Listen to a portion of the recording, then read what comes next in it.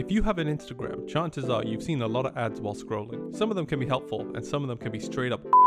For me, I've been getting a lot of Temu ads.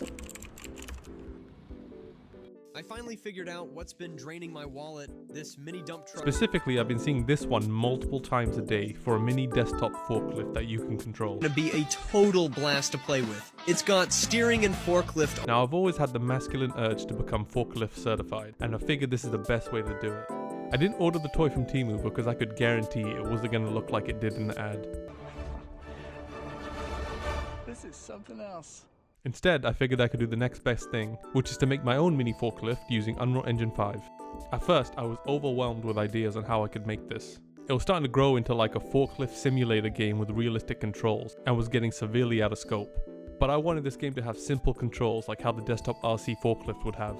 I looked at other games for inspiration and found that Overcooked 2 had a lot of the secret sauce that I was looking to add to my own game. Things like the top-down fixed camera, simple controls, and gameplay loop were exactly what I needed. Then I broke those down into mechanics that I could start designing and implementing. The first thing to do was to set up a player controller and all the inputs I would need to control the actual forklift. To do this, I created some input actions. This is where you set what kind of input the game will read from the controller. For example, if it's moving the player up, down, left, and right, you would need an Axis 2D value type, so it can read both the X and Y axis of a controller's joystick. And if you have something like an interact button, that would be a bool type value, because the button only has two states, on or off, or true or false. After doing that, I created an input mapping context. This is where I can set the buttons and input I want to be associated with the input actions. So for the movement action, I mapped it to the left joystick of the gamepad, and for the interactions, I mapped it to the bottom face button of a gamepad. This means I can use any controller and it would use the same button mappings for it. I also added an input mapping context for the right joystick to control the front forks of the forklift. Once that was done, I created a new C++ class for the player actor to control all the input and actions. I then created a blueprint from that class and added things like the colliders and skeletal mesh to it. But the problem was I didn't have a skeletal mesh to use. And I usually get all my assets from Humble Bundle, specifically the Cinti store packs, because they're great for this kind of stuff. But I had nothing in my library at the moment, so I had to do something that I had been putting off for years since starting game development, creating an asset in Blender. Like, I want to learn Blender because then I can create all the assets I need from a game. But on the other hand, using Blender feels like everyone knows some sort of secret and I don't. Like, what do you mean you can hit 3 buttons on your keyboard and you have the perfect low poly asset? Anyway, I modeled what I could after sketching up some ideas. And I wanted to keep it really simple when it came to the design. Like, look at this thing. And this is just a prototype for now, so don't bully me in the comments about my Blender skills. This process is also how I learned that Unreal has a built-in skeletal mesh rigging and weighting system, which is fantastic because I was dreading using it in Blender and then having to import it in. First, I imported all my Blender parts into my project and created a new mesh in the game world. This then allowed me to select all the actors and make a new skeletal mesh from that.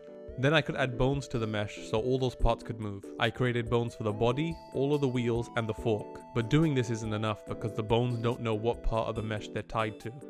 So you have to add weights to the bones. After that, the bones react to the appropriate parts of the mesh and can be used to animate it.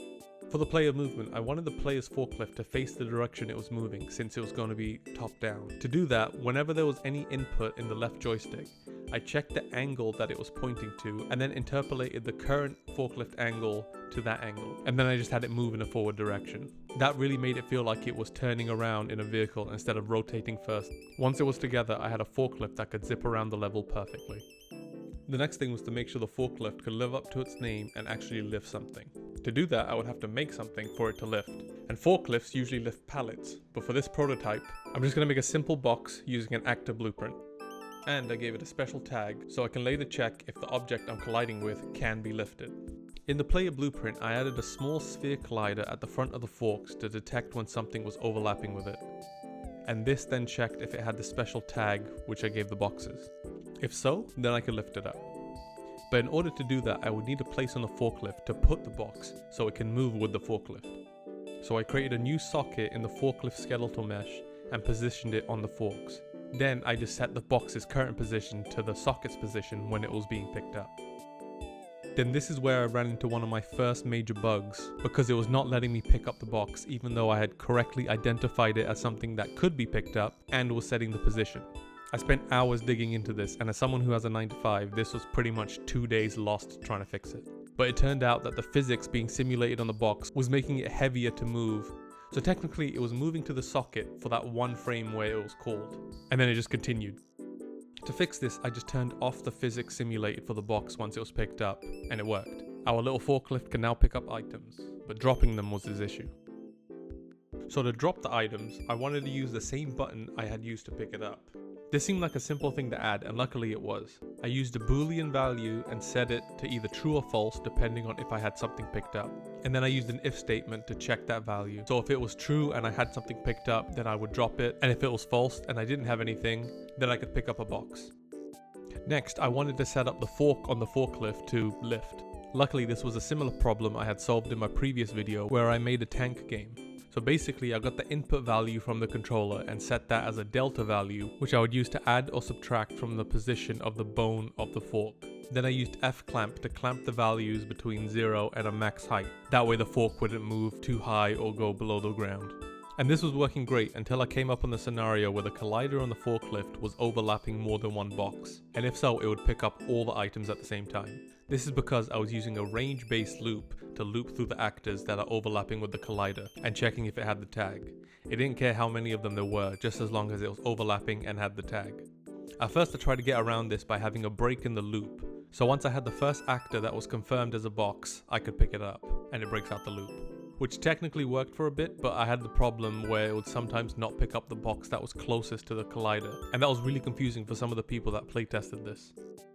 Instead, I used the loop to find out which overlapping box was closest to the socket's position and then pick that box up instead, then break out the loop. And that ended up working pretty well. I was also getting a bug where the fork could be extended to the top, but it could still pick up a box that was lying on the ground. This was because the overlap collider's local position was the same no matter what. So for this, I had to set the collider's position to be relative to the fork bone. This way, it would move up and down with the fork instead of staying on the ground. This also allowed me to stack boxes on top of each other. The final thing I wanted to do for this was to add some sort of indicator on which box the player was about to pick up. My initial thought was to have some sort of indicator pop up above the box when the player is near, but that could be distracting and take up too much space on the screen. Instead, I thought it would be better to outline the box. So I used an overlay material and used that for the outline of the box and checked if the box was overlapping with the collider and if it was marked as the closest box. If so, then it would have the outline. And if it wasn't overlapping with anything, it would have no outline at all. And I think this worked out really good. So now I could start brainstorming how I wanted the gameplay loop to feel.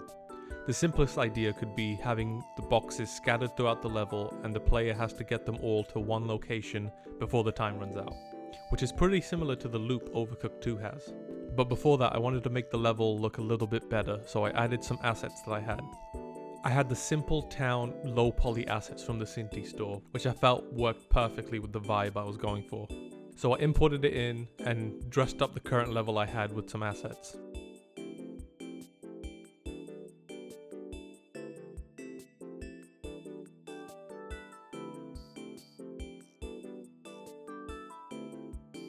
So right now I have a working player controller which can move around and pick up and drop off items, as well as a working forklift which can be used to stack the boxes on top of each other.